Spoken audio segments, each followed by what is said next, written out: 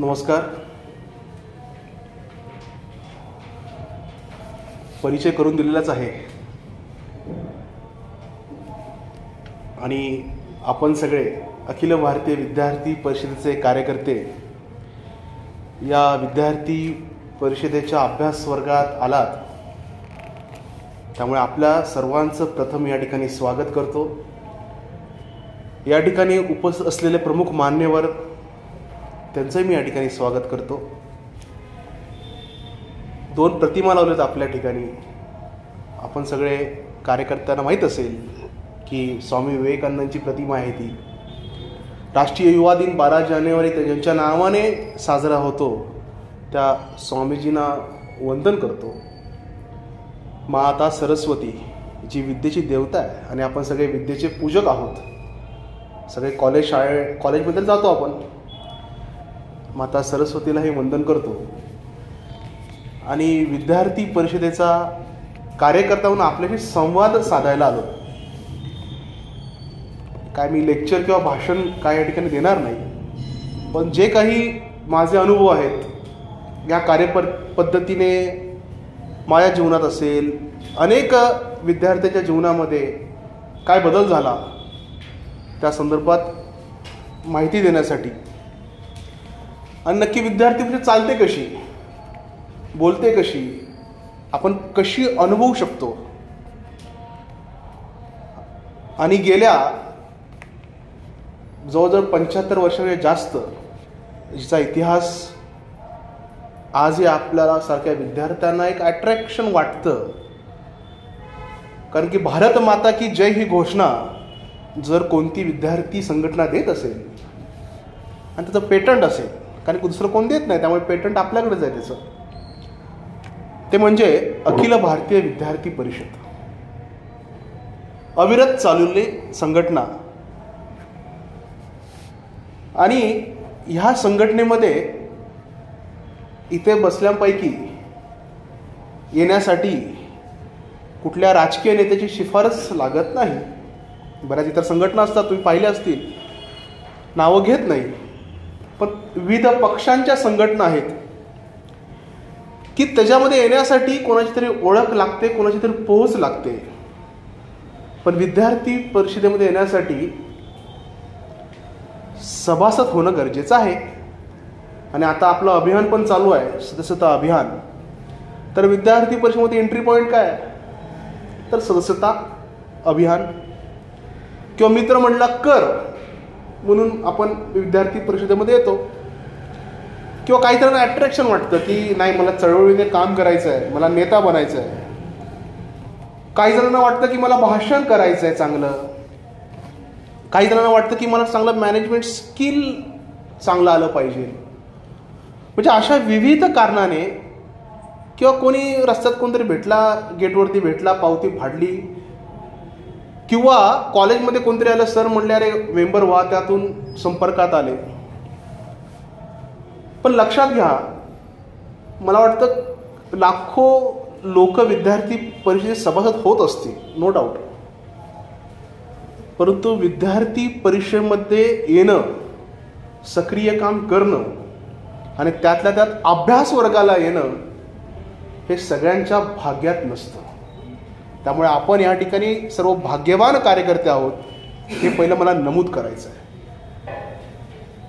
कारण की पाण्याचा प्रवाह आहे, तो निघाला आहे, पण प्यावंसं वाटणं पाणी, म्हणजे अशी म्हण आहे की घोड्याला पाण्यापर्यंत नेता येतं, पण पाणी प्यायला लावणं ही ती घोड्याची मर्जी असते. आपण पण बघतो ना की आपल्या दैनंदिन जीवनामध्ये कितीतरी अडचणी येतात. संग्राम बसला या ठिकाणी, तो सदस्यता प्रमुख आहे जिल्ह्याचा. तो सांगतो की मेंबरशिप करा, सदस्यता करा. पण त्यामध्ये अनंत अडचणी येतात आपल्याला. म्हणजे लोक होत नाहीत, लोक म्हणतात काय करायचं आहे, लोक फायदा विचारतात, मग ते पुस्तक असतं, मग ते माघारी देण्याची जबाबदारी असते. मग असं का असेल हो? शेवटी हे असं पुस्तक देणं, मग मेंबरशिप करणं, मग ते निधी गोळा करणं, शुल्क गोळा करणं, ते शुल्क जमा करणं, त्याची आकडेवारी करणं, हे असं का असेल हो? काहीतरी निश्चित ठोकताळा असेल एवढं तर मला मान्य आहे. पण हे असं का आहे?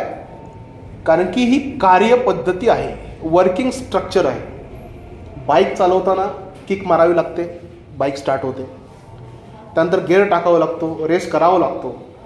कुठलीही बाईक रेस तरी करावा लागतो, इलेक्ट्रिक असेल तरी रेस तरी करावा लागतो. मेंबरशिप म्हणजे आपला स्टार्ट असतो, पण बाईक स्टार्ट होऊन रेस केल्याशिवाय पुढे जात नाही. मग जर ती बाईक रेस करायची असेल, त्या कार्यकर्त्याला चालना द्यायची असेल, तर मेंबरशिप नंतर अशा अभ्यास वर्गाची तो रेस देण्यासाठी नितांत आवश्यकता आहे. मग प्रश्न येतो, ते मी करेन का? मी नवीन आहे, मला काय माहिती आहे यामधलं? म्हणून तरी स्वामी विवेकानंदांना आपण आदर्श मानतो. कलकत्त्यामधल्या एका खेड्यातला तरुण जेव्हा शिकोगातल्या त्या धर्मपरिषदेमध्ये भाषण देतो, त्यावेळी तो नवीन राहत नाही. स्वामी नरेंद्र ते विवेकानंद ही एक वेगळी यात्रा आहे, ते स्वामीजींनी केली. पण मी या देशाचा नागरिक आहे, मी या देशाचा घटक आहे आणि या देशाचा जबाबदार विद्यार्थी आहे. विद्यार्थी परिषदेचं म्हणणं आहे की विद्यार्थी हा उद्याचा नागरिक नाही आहे, विद्यार्थी हा आजचा नागरिक आहे. मग माझी काही रिस्पॉन्सिबिलिटी आहे की नाही या समाजाप्रती? तर आहे ना, की जर 18 वर्ष क्रॉस झाले तर मतदानाला जावं लागेल मला. कचरा झाला तर तो उचलावा लागेल. मग तो मी का उचलायचा हा प्रश्न मनात येऊ शकतो. मग त्यासाठी विद्यार्थी परिषदेचं बाळकडू आवश्यक आहे. पहिलं कसं असायचं, देशभक्तीची बरीच उदाहरणं असायची स्वातंत्र्यपूर्वी काळामध्ये, की ब्रिटिशांच्या विरोधात आंदोलन करणं म्हणजे याला देशभक्ती म्हणायचे. गोळ्या खायचे लोक, लाठी खायचे. आता आवश्यकता कशाची हो? समाजामध्ये राहून समाजाप्रती आदराची भावना असणं, समाजामध्ये राहून समाजाप्रती आपलं जे कर्तव्य आहे ती जाण करून देणं. पण ती कशी होईल जाणीव? देशभक्ती म्हणजे काय? तर एक साधं उदाहरण आहे की कंडक्टरचं लक्ष नसेल तरी कंडक्टरला सांगणं की माझं तिकीट घ्या, मला पुढे उतरायचं आहे. ही देशभक्तीची आता व्याख्या होऊ शकते. कचरा पडलाय तो ते उचलणं, ही देशभक्तीची आता व्याख्या होऊ शकते. किंवा काहीतरी आघाडीत घडतंय, जम्मू काश्मीरमध्ये गोळीबार झाला, मला काय फरक पडलाय? पण त्यावेळी विद्यार्थी परिषद कार्यकर्ता पेटून उठतो, चौकामध्ये जातो, गेट मीटिंग घेतो, निषेध व्यक्त करतो. ही देशभक्ती आहे.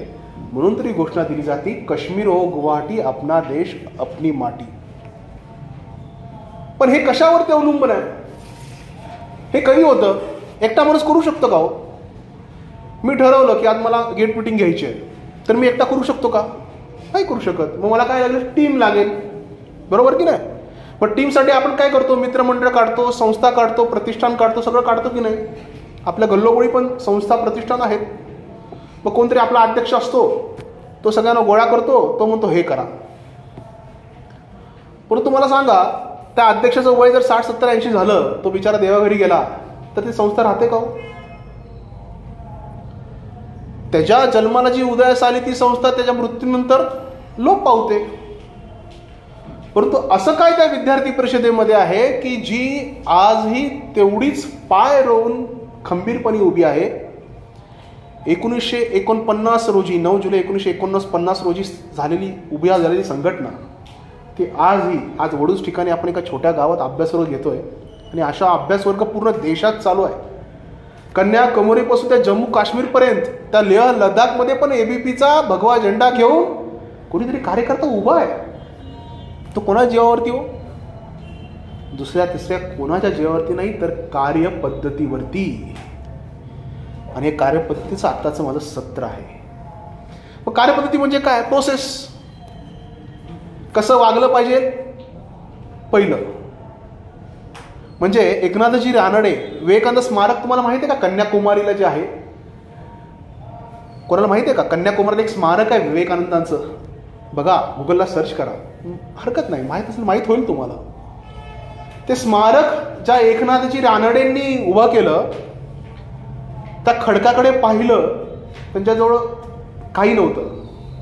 रानडे म्हणणे स्वाभाविक, तुम्ही ओळखता की ते आपल्या इकडचे असतील. तिकडची भाषा येत नव्हती त्यांना, तरी पण त्यांनी धाडस केलं आणि त्या ठिकाणी तेवढं म्हटलं विवेकानंद स्मारक उभारलं. पण त्यांचं एक उदाहरण फार चांगलं आहे. ते म्हणायचे की कार्यकर्ता आणि कार्यकर्त्याशी बोलून त्या भागात कसं काम चालू हे कळतं. उदाहरणार्थ, तुम्ही सगळे मित्र आहात, बाबा विटेच्या कॉलेजला कसं काम चालू असेल, तर बाबा अमुक अमुक कार्यकर्ता भेटला, नाही दादा भारी म्हणतो का कार्यकर्ता, तिथं तो जोरदार काम करत असेल, असा स्वाभाविक भावना होते आपली. एखादा डल कार्यकर्ता भेटला तर काय होते, जरा कमजोर आहे, जरा पण सुधरेल, पण काम तिथं व्यवस्थित चालू नसेल. त्यामुळे आपल्या वागण्यावरून, आपल्या बोलण्यावरून कार्याचं कार्यकर्ते पण दिसून येतं. मग आपण काय केलं पाहिजे? समजा कार्यक्रम करायचा आहे आपल्याला, उदाहरणार्थ आपले कार्यक्रम होत असतात, बैठका होत असतात, तर आपण पूर्व नियोजन आणि पूर्ण नियोजन केलं पाहिजे. आता हे सगळं शिकतो ना आपण, ह्या मॅनेजमेंटचे सगळे स्किल्स आहेत, तुमच्याकडे सगळ्या नवीन असतील. पण साधं लग्नाचं उदाहरण घ्या घरच्या, किंवा घरामध्ये एखाद्या मुलाचं बारसं असेल तर तुम्ही आठवा की आपण किती मेहनत करतो.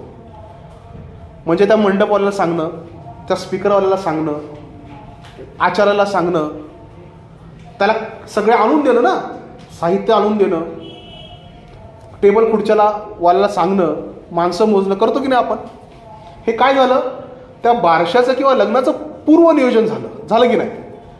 मग तसं आपला एखादा कार्यक्रम होतो विद्यार्थी परिषदेचा किंवा आंदोलन होतं, त्याचंही पूर्व नियोजन करणं गरजेचं आहे की नाही. जर समजा आपल्या घरात वारसा नाही, आपण काय नाही, आपण गप्प बसलो, नाही मला त्याचा फोन येईल नंतर मी जाईल, असं होतं का हो? मंडपाला तुम्हाला फोन करतो का, तुझ्या घरी वारसा आहे, काय करू, खुर्च्या टाकू का? कृतिशील आपल्याला व्हावं लागतं. स्वतःचं उदाहरण एस्टॅब्लिश करायला लागतं. आणि बऱ्याच वेळा आपल्या सवय काय असते म्हणजे का, सांगण्याची फार सवय असते. हे तू हे कर, हे तू हे कर, स्वकेंद्रित होतो आपण. सांगून कोणा ऐकतं का हो? मग तुम्ही सांगितलं हे तू कर, तो कधी ऐकेल तुमचं, ज्यावेळी तुमची चांगली त्याच्याशी मैत्री होईल. बरोबर ना, दोस्त आहे आपला, साला दोस्त आहे, बडी आहे, बडी काय म्हणतात, जो दोस्त म्हणतो ना तो आपल्यासाठी काही करतो. त्यामुळे विद्यार्थी परिषदेमध्ये मला जेव्हा मी आलो, मी कार्यपद्धती शिकवायला लागलो, तर मला कळालं की तो पहिला आपला मित्र बनला पाहिजे. कार्यकर्ता नंतर, कार्यकर्ता बनण्याची प्रोसेस नंतर आहे. तो एबीपी सांगितलं तो ऐकून गेलं, सोडून दे. मी ज्या ग्रुपमध्ये राहतो तो आपला चांगला मित्र आहे का? मित्र म्हणजे सगळं बरं का, सुखात दुःखात सहभागी होणं. त्यामुळे विद्यार्थी परिषदेच्या कार्यकर्त्यांनी आधी काय केलं पाहिजे आपल्या कॅम्पसवरती, तर सगळ्यात जास्तीत जास्त मैत्री वाढवली पाहिजे. हा कार्यपद्धतीचा भाग आहे. आणि मैत्री वाढवायला काय केलं, तुम्हाला बोलायला लागेल, बोललं पाहिजे की नाही. ते बोललेल्या लोकांना आवडलंही पाहिजे. नाहीतर काय, आवडत असेल तर हे आलं बघा मला पकवायला, स्वाभाविक आहे. माझ्या मोबाईलमध्ये माझ्या मित्रांचे नंबर किती आहेत, मैत्रिणींचे असावे, ऑब्जेक्शन नाही माझं, पण मित्रांचे नंबर किती आहेत हे फार महत्वाचं आहे. बऱ्याच वेळा तो मित्र आहे माझा, पण त्याच्यामध्ये पण वर्गवारी होते की नाही, की हा आपला खास मित्र आहे, हा सो हा बाय बाय वाला मित्र. पण जेव्हा विद्यार्थी परिषदेचं काम करतो तेव्हा आपल्या खास मित्रांची संख्या वाढवणं गरजेचं आहे. का तुमचा खास मित्रच तो तुमचा मेंबर होणार आहे. बऱ्याच वेळा मेंबरशिपची पॉलिसी काय असते, तुमचा मेंबर का व्हावं त्याने, तर एक त्याला तुम्ही व्यवस्थित वाटला असला पाहिजे, वात्रटपणा कमी केला पाहिजे. कॅम्पसवरती विद्यार्थी परिषदेचा कार्यकर्ता म्हणजे हा लीडर असतो, एक लक्षात घ्या. तुमच्यावरती फोकस्ड असतो. तुम्हाला माहीत नसेल पण तुमच्या प्राचार्याला, तुमच्या प्राध्यापकाला माहीत आहे की हा जो कार्यकर्ता आहे हा अखिल भारतीय विद्यार्थी परिषदेचा कार्यकर्ता आहे. तुम्हाला त्याचं महत्त्व नाही कदाचित, नवीन आहोत आपण. पण जेव्हा 1949 पासून याची सुरुवात झाली ना, तुमच्या प्राचार्याला, तुमच्या प्राध्यापकाला, तुमच्या सिनेट मेंबरला, तुमच्या युनिव्हर्सिटीला पक्का माहिती आहे हा विद्यार्थी परिषदेचा कार्यकर्ता आहे. म्हणून त्याचे काही मापदंड आहेत. विद्यार्थी परिषद कार्यकर्ता हा आयडलच असला पाहिजे. आवडेल का कोणाला? हा काहीतरी तंबाखू वगैरे खातोय किंवा हे करतोय आणि तुम्ही दुसरं सांगताय, कोण ऐकेल का तुमचं? त्यामुळे आपण जेव्हा आदर्श असू तर लोक आपल्याकडे येतील, प्राचार्य आपला एक ऐकेल. त्यामुळे काही वाईट सवयी असेल तर त्या आता तात्काळ सोडवल्या पाहिजेत, सुटल्या पाहिजे. मी म्हणत नाही आत्ता सोडा, पण सुटल्या पाहिजेत. कारण आपले आदर्श स्वामी विवेकानंद आहे. कार्यक्रमामध्ये स्वामी विवेकानंदाची प्रतिमा लावतो आपण. मग स्वतः आदर्श प्रस्थापित केला पाहिजे. तर प्रारूपामध्ये जे म्हटलंय की स्वचं उदाहरण दिलं पाहिजे. जेव्हा मी आता इथे 4 खुर्च्या लागल्या, समजा 5 खुर्च्या, आपला कार्यक्रम संपला आणि या खुर्च्या उचलायच्या, तर आपण येते असतो, आपण म्हणतो 5 खुर्च्या उचल रे. तो ऐकेल तुमचं कधी? मैत्री झाल्यानंतर. तू साला भाव आहे आपला, आपण त्यासाठी काय पण करू, ते नंतर. पण आत्ता इथे तुम्ही सगळे अनोळखी आहात. मला ही 5 खुर्च्या उचलायच्या. जेव्हा तुम्ही 1 खुर्ची उचलायला सुरुवात कराल ना, तर दुसरा ऑटोमॅटिक मदतीला येईल. नाही आला हरकत नाही, त्या 5 खुर्च्या आपण स्वतः उचलल्या पाहिजेत. सांगायचा उद्देश कसा, जर आपण दुसऱ्यांना उदाहरण सांगत असू एखादं, तर तिची कृती आपण स्वतः केली पाहिजे. फार चांगलं उदाहरण महात्मा गांधींचं आणि साखरेचं. एक बाई आपल्या मुलाला घेऊन महात्मा गांधीजवळ गेली की गांधीजीची साखर मला सोडवायची आहे. गांधीजीला हरकत नाही, जी साखर आपण सोडू, तू 7 दिवसानंतर ये.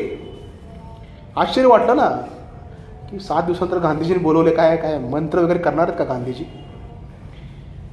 तसं नव्हतं. 7 दिवसानंतर गेली बाई. बाईने सांगितलं, गांधीजी तुम्ही 7 दिवसानंतर मला बोलवलं होतं, मी आज आले. गांधीजी म्हणाले, बाळा साखर शरीराला वाईट असते, तू सोडून दे. That's all. एवढंच शब्द बोलले. त्या बाई म्हणाल्या, गांधीजी एवढंच वाक्य जर बोलायचं असेल तर ते 7 दिवसापूर्वी का नाही बोलला? गांधीजी म्हणाले, 7 दिवसापूर्वी मी बोललो असतो कदाचित, पण तेवढ्या इफेक्टने बोललो नसतो. का? कारण की मीच साखर फार खात होतो, आणि मीच जर साखर खात असेल तर मी दुसऱ्याला तू सोड असं कसं सांगू?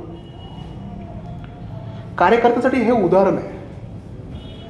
झेंडा संघटनेचा आहे, परिषदेचा आहे, पकडला पाहिजे, पण मी झेंडा पकडणार नाही. लोक बघतील, अरे काय शिवरायांचा भगवा झेंडा आहे, तो अभिमानाने पकडला पाहिजे. लाज वाटली नाही पाहिजे कार्यकर्त्याला पकडायला. कार्यकर्ते होत आपण, पकडायचा झेंडा. सांगितलं ना, झेंडा पकड, ही तुझी जबाबदारी. Responsibility is responsibility. झेंडा पकडणे ही एक जबाबदारी आहे. मग ती स्वीकारली पाहिजे ना. लगेच म्हणतो हे पकड ना. तो काय म्हणतो, हाच पकडत नाही, हा मला सांगतोय. त्यावेळी 15 ऑगस्ट 1947 साली ज्यांनी ज्यांनी झेंडा पकडला ते आज हुतात्मे झालेले आहेत. आणि आमच्यासारख्या अनेक जुन्या कार्यकर्त्यांनी तो झेंडा पकडला, त्यामुळे आम्ही आज ह्या स्टेजला आहोत. त्यामुळे स्वचं उदाहरण दिलं पाहिजे. मी हे कृती करतोय ना, तर लोक तुमच्याकडे अट्रॅक्ट होतील की हा सांगत नाही, हा कृतीतून सांगतो. बैठकीला बसलोय, बैठक बोलवायची आहे. कशी बैठक बोलवायची असते? पद्धत आहे, कार्यपद्धती आहे. की आधी अगोदर निरोप केला पाहिजे की नाही? किती अगोदर निरोप केला पाहिजे? जर समजा तुम्हाला पुढच्या मंगळवारी बैठक लावायची आहे, तर आठवडाभर अगोदर ठरवलं पाहिजे की नाही की मला बैठक लावायची आहे. का लगेच त्यांना सोमवारी 7 वाजता फोन करायचा, रात्री उद्या सकाळी 9 वाजता आपल्याला बैठक लावायची आहे? येतील का हो लोक? कॉमन सेन्स आहे ना. आपल्याला जर बैठक यशस्वी करायची आहे तर आपण किती दिवस अगोदर संपर्क केला पाहिजे? 4-7 दिवस अगोदर केला पाहिजे ना. तो शाळेत त्याचं बहुतेक कॉलेज असेल, मॉर्निंगचं क्लास असेल, ट्युशन असेल, घरात काहीतरी फंक्शन असेल, तर बैठकीचा निरोप कधी केला पाहिजे? किमान 4 ते 7 दिवस अगोदर केला पाहिजे. सर्वात महत्त्वाचं म्हणजे निरोप एकट्यानंच द्यायचा आहे का? निरोप एकट्याने द्यायचा असतो का? मग बैठक ठेवण्यासाठी काय करावं लागेल तुम्हाला? एकत्र द्यावं लागेल. म्हणजे आज मला वाटलं की पुढच्या मंगळवारी वडूजला तुम्ही यायचं आहे, मी सगळ्यांना फोन करणार आहे, ती बैठक होते का?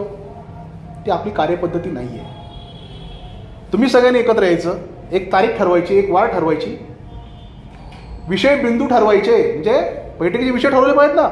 चर्चेवरून काय करायचं? चहाच प्यायचं आहे का? व 4 गोष्टीसाठी जमणार आहोत. सदस्यता अभियान, अखंड भारत स्मरण दिन असेल, राणी लक्ष्मी जयंती असेल किंवा विश्वेश्वरय्या जयंती असेल, वॉटर मे बी. म्हणजे जर बैठक बोलवायची असेल, त्या बैठक बोलवण्यासाठीही आपण बैठक घेतली पाहिजे. बरं, ते कोणी घ्यायची? नगरमंत्री असतात, शहर मंत्री असतात, महाविद्यालय शाखाचे अध्यक्ष असतात, प्रमुख असतात, कार्यकारिणी असते की नाही. मग त्या कार्यकारिणी बैठक घेतली पाहिजे. त्याशिवाय तुम्ही जर बैठक घेतली नाही तर कोणी येणार नाही. आणि आजकाल तर डिजिटल युग आहे. हा, कुठे आहेस तू? हा, तिकडे आहेस का? बरं, ठीक आहे, हरकत नाही. त्यामुळे पूर्वतयारीसाठी बैठक आवश्यक. निदान एखाद्या कार्यक्रमाचा मेसेज 4 दिवस तरी अगोदर, 7 दिवस अगोदर गेला पाहिजे. नुसता मेसेज नाही गेला पाहिजे तर त्या बैठकीत आपण काय चर्चा करणार आहोत गेलं पाहिजे की नाही, तर तो येईल. कारण की त्यातला त्या बैठकीतला एखादा विषय त्याचा आवडता असेल ना, तो नक्की येतो, तो मांडेल, त्याला जबाबदारी घेईल आणि त्या बैठकीत तुमचा आराखडा ठरेल. आता बैठकी म्हणजे काय असतं? आपलं केंद्र साधारण महाविद्यालय केंद्र आहे, आपण महाविद्यालय शाखेत काम करतो. काय ठरतं बैठकीत? की कार्यक्रम कसे घ्यायचे. पण ते कार्यक्रमासाठी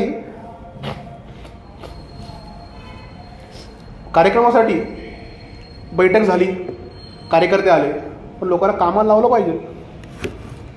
मग आवडीचं काम द्यायचं लोकांना.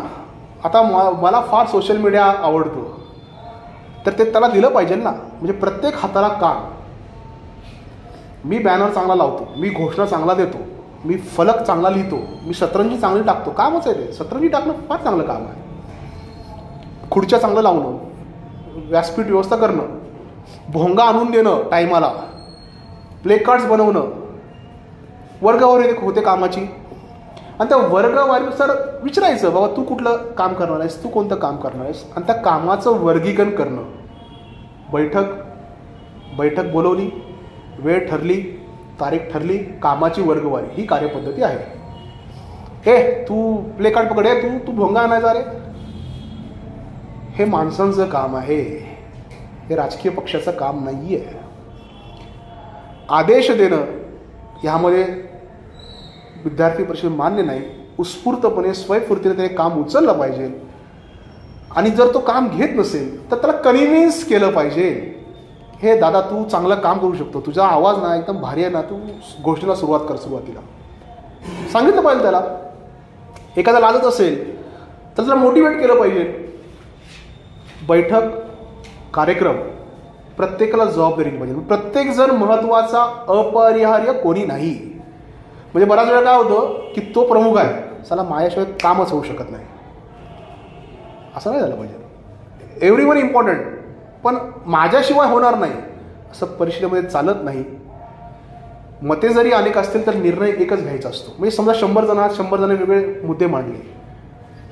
म्हणजे एक दत्तोपंत ठेंगडी म्हणून एक विचारवंत होते, भारतीय मजदूर संघाचं एक उदाहरण आहे, फार चांगलं उदाहरण आहे. दत्तोपंत ठेंगडी म्हणजे एक उत्कृष्ट व्यक्तिमत्व होतं. आपल्या विद्यार्थी परिषद संस्थापैकी एक संस्थापक होते. ते फार चांगलं काम केलं, फार मोठे तत्ववेत्ते होते.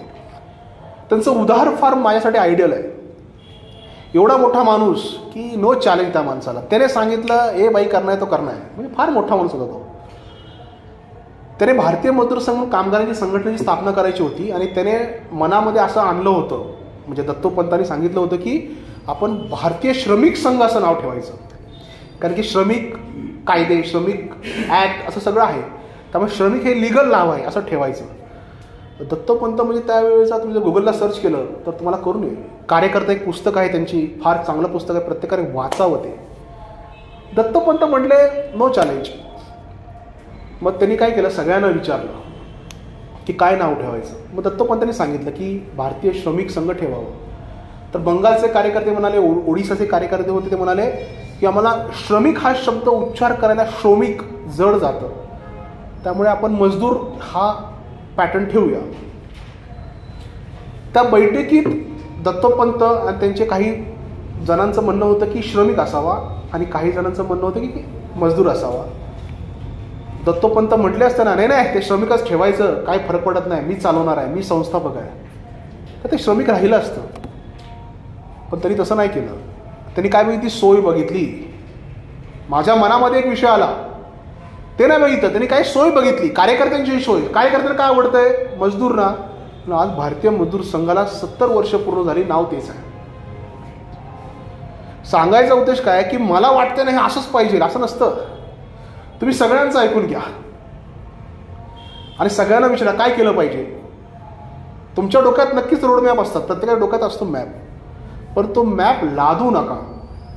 लादून कुठलाही कार्यकर्ता काम करत नाही. कार्यकर्त्याकडून स्वयंस्फूर्तीने आयडियाज काढून घ्या. तो 100 आयडियाज देईल आणि त्या बैठकीमध्ये फायनल करा की ह्या 4 आयडियावरती आपल्याला काम करायचं आहे. त्यामुळे मते अनेक असतील, पण निर्णय उठताना निर्णय एकच घ्यायचा. डिस्प्यूट नाही.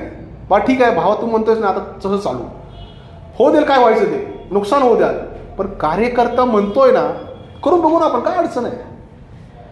त्यातून तोही शिकेल आणि तुम्हीही शिकाल. त्यामुळे कार्यकर्त्याच्या मताला किंमत आहे, तर मत डावलं नाही पाहिजे. त्यामुळे मते अनेक, निर्णय एक. अनामिकता, दुरुस्तीची भावात्मक प्रतिक्रिया. अनामिकता म्हणजे आता ते हे जुनं झालं, आता अनामिकता राहत नाही. आमच्या वेळी होतं, फोटो काढायचे नाहीत, म्हणजे सोशल मीडियावरती कोणाचे फोटो लावायचे नाहीत.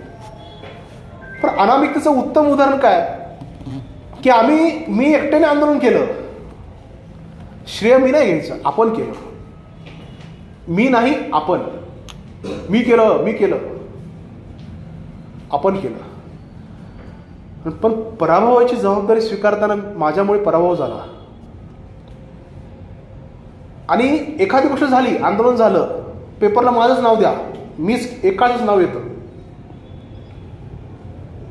सगळ्यांची दिली पाहिजेत ना, कार्यकर्त्यांची ज्यांनी श्रेय केलं त्याची दिली पाहिजेत. त्यामुळे कार्याची प्रसंगित अनामिकता की ठीक आहे सगळ्यांनी केलं, तुमचा भाग रोल महत्त्वाचा असेल, पण आपली संस्कृती त्यागाची आहे. भगवा झेंडा आपल्याला त्याग शिकवतो. ठीक आहे ना, दुसऱ्याला मोठं करूया ना, आपण दुसऱ्या कार्यकर्त्याला मोठं करूया. आणि दुरुस्तीची भावात्मक प्रक्रिया फार चांगला विषय आहे. म्हणजे एकाला दुरुस्त कसं करायचं, कसं दुरुस्त करायचं. समजा एका चुकीच्या वाटेवर जात असेल, त्याला सांगायचं का हे सोडू नको बरं का, असं करू नको. आता जे महत्त्वाचं जे कमी झालं ना, तो संवाद कमी झालाय. संवाद आठवा ना, आपण आपल्या मित्राशी किंवा कार्यकर्त्याशी 1 to 1 कधी टॉक केला होता. 1 to 1 समजतं सगळ्यांना. शांत ठिकाणी कृष्णकाठीत बसलोय किंवा एऱ्याकाठी बसलोय आणि त्याच्याशी गप्पा मारलेत आपण. कधी केलंय का? करून बघा. म्हणजे केलं असेल काही लोकांनी. सहज गप्पा, सहज भाव, आणि त्यातून माणूस दुरुस्त होतो बरं का. म्हणजे बसल्या बसल्या आपण 10 मिनिटं गप्पा मारल्यानंतर सांगायचं, अरे दादा तुझं हे मला आवडत नाही बरं का, हे लोकांनाही आवडत नाही, जरा कमी कर. डायरेक्ट नाही सांगायचं त्याला. तुम्ही डायरेक्ट सांगायचं ना, हा मला शिकवा आला म्हणणार. पण तो कधी ऐकेल तुमचं? जेव्हा तुमची दृढ मैत्री होईल त्याच्याशी. त्यामुळे 1 to 1 आणि 1 to many हे 2 संवाद आहेत. आज माझा संवाद 1 to many आहे, पण 1 to 1 संवाद हा कार्यकर्त्यांनी साधला पाहिजे. त्याला सांगितलं पाहिजे की बाबा ह्या 2 गोष्टी विद्यार्थी परिषद रचनेत बसत नाहीत, आपण त्या बदलायला पाहिजेत. पण तुमचं ते ऐकलं पाहिजे. आजही बरेच संघटन मंत्री आहेत. आमच्या वेळी मी ज्यावेळी होतो, परवा मी शरद चव्हाण म्हणून आमचे राष्ट्रीय, आता ते वनवासी कल्याण आश्रमाचं काम करतात, त्यांना भेटलो. मला प्रदेश सहसंघटन मंत्री होते. 2 दिवस आम्ही एकत्र होतो. त्यांनी सांगितलं, विशाल तू ह्या 2 गोष्टी करायला पाहिजेत. मी घेतल्या मनावरती आणि मी करायला लागलो त्या. आमची भेट 5-6 वर्षांतर झाली होती. परिषदेचं काम मी 2005च्या बॅचचा, म्हणजे 5 ते 13, म्हणजे 11 वर्षापूर्वी मी विद्यार्थी परिषद सोडली, म्हणजे पूर्व कार्यकर्ता झालो. आणि त्यांनी आमची विद्यार्थी परिषद सोडून 2008-9ला सोडली होती. म्हणजे विद्यार्थी परिषदेचा संबंध 15 वर्ष झाला आहे का? नाही आहे. माझा त्याचा संबंध आहे का? 6 वर्ष नाही आहे. भेटलोय का? नाही. एका जळगावच्या कार्यक्रमात भेटलो, आम्ही एकत्र राहिलो, 2:30 वाजेपर्यंत गप्पा मारल्या. मग त्याने सांगितलं, विशाल यार मला वाटतं ह्या 2 गोष्टी तू करायला पाहिजे. मला त्या भावल्या. नाही दादा तू म्हणतोस बरोबर आहे, करू आपण, ते चांगलं सांगतोस. हे कधी झालं? माझं आणि त्याचं काहीतरी कनेक्ट आहे ना. आपला कनेक्ट असतो का कार्यकर्त्याशी? डिस्कनेक्ट असतो काय? साला फोन लगेच रागाने ठेवून देतो. काय बोलला की लगेच ह्याला बोलवायचंच नाही बैठकीला. ही जी प्रोसेस आहे ना, घालून ना शिवाय, आपलाच भाऊ आहे ना. Other is not other, it is my divine brother, या संकल्पनेमध्ये विश्वास असलेली विद्यार्थी परिषद आहे. ठीक आहे, माझ्या रक्ताचा तरी भाऊ आहे ना, दैवी भातृभाव आहे. आजही म्हणतो ना हे ईश्वरी कार्य आहे, त्यामुळे ईश्वरी भाव आहे माझा. त्यामुळे 100 नवीन कार्यकर्ते जोडले गेले नाही तरी चालतील, पण एक जुना कार्यकर्ता आपल्यासोबत तुटता कामा नये. कारण की त्याला या ठिकाणी घेऊन यायला जी मेहनत लागते ना मित्रांनो, फार अवघड असतं. व्यवस्थेतला कार्यकर्ता, त्याला संपर्क करणारा कार्यकर्ता, किती वर्षाची तपस्या असते, त्यातून तो इकडे येतो आणि आपण आपल्या एकाच वाणीने त्याला तोडून टाकतो. फोन कट करतो, त्याला डिस्कनेक्ट करतो, मेसेज ब्लॉक करतो. असं तो नालायक, पण आपला भाऊ येतो, सुधरू त्याला आपण त्याला. त्यामुळे दुरुस्तीची भावात्मक प्रक्रिया आहे आपली. भाव, आता लाखो लोक वारीकडे जातात, कशा जातात तो? भाव आहे ना, मनी. मनी नाही भाव, देवा मला भाव होतं का? नाही होत. त्यामुळे विद्यार्थी परिषदेचं काम करताना मनी भाव जपला पाहिजे. काय स्ट्रेंथ आहे या विद्यार्थी परिषद, तर एक भावात्मक नातं आहे तुझं माझं. अनिल तळेगावचा आहे, तो प्रदेश मंत्री आहे, मी इथला आहे, आपलं नातं आहे, मी त्याच्या प्रेमाने बोलतो. पण काय आमची मैत्री आहे, आम्ही बोलतो, काही बोलतो, म्हणजे कुठल्याही टॉपिकवरती खुलेआम चर्चा करतो. आणि ते करण्यासाठी हे विद्यार्थी परिषद व्यासपीठ आहे, ज्याचा अभाव आहे. त्यामुळेच आज मुलं आत्महत्या करत आहेत, नैराश्यात आहेत. काय तो नैराश्यात मुलं? कार्यपद्धती माहीत नाही, आयुष्यात काय करायचं माहीत नाही, फेल झाला की आत्महत्या करतात. विद्यार्थी परिषदेमध्ये एखादा कार्यकर्ता आला आणि त्याने आत्महत्या केली, तुम्हाला कधीच अडकणार नाही. कारण मैत्री असते ना, व्यापक स्केल. म्हणजे माझ्या वेळी तर पूर्ण महाराष्ट्र होता.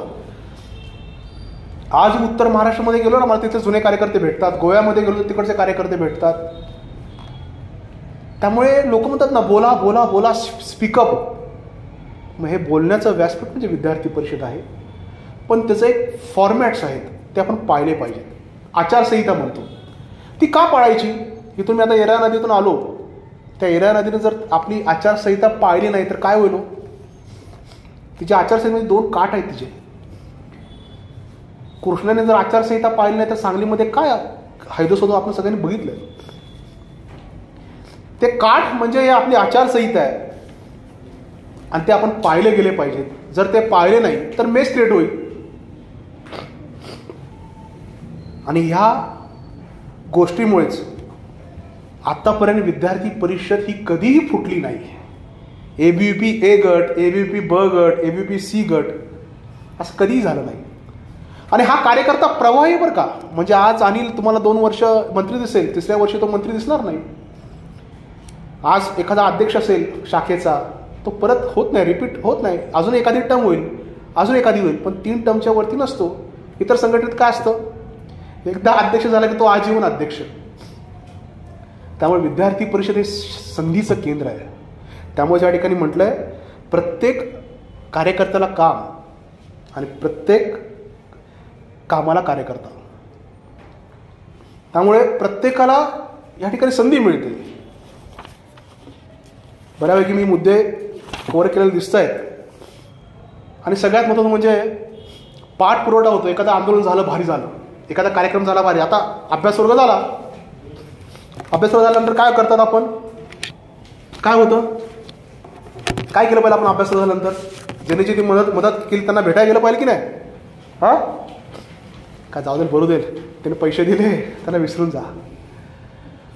पूर्वनियोजन आणि पूर्ण नियोजन ह्याच्यामध्ये जो सुरुवातीला टप्पा सांगितला, बैठक, रचना, कार्यक्रम, आणि कार्यक्रम झाल्यानंतर सर्वांना आभाराचं पत्रक तर दिलं पाहिजे ना.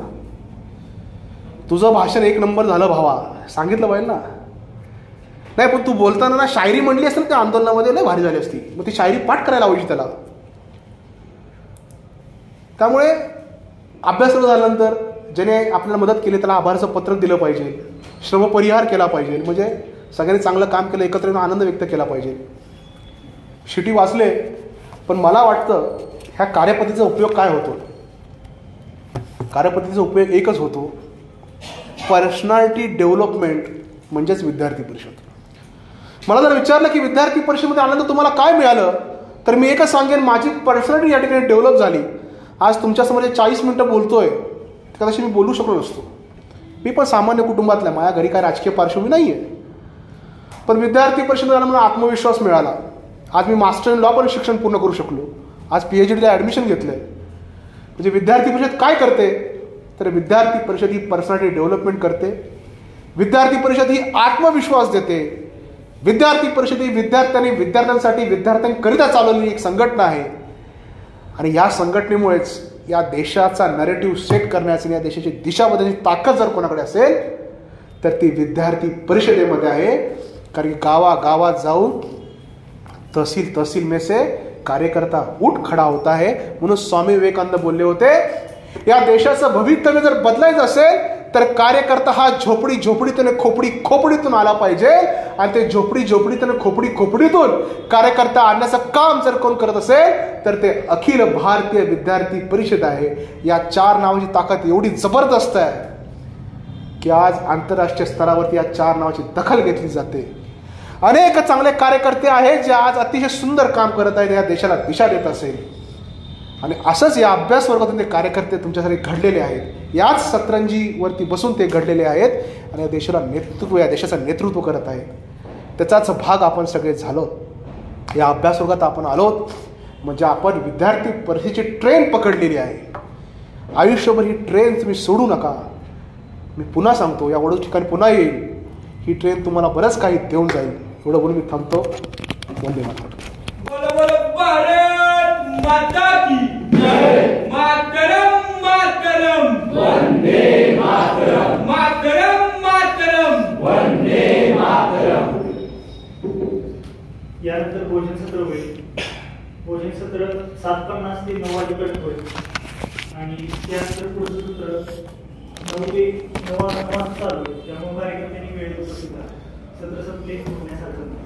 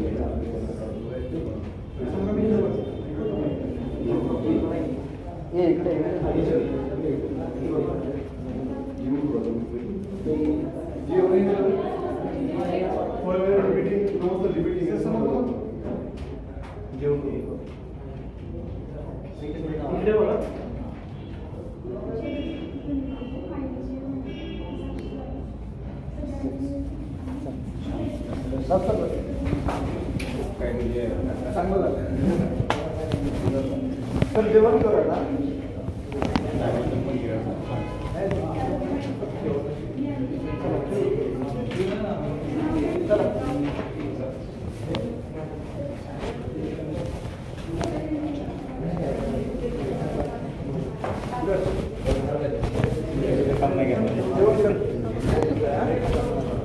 कोणी पाठवलं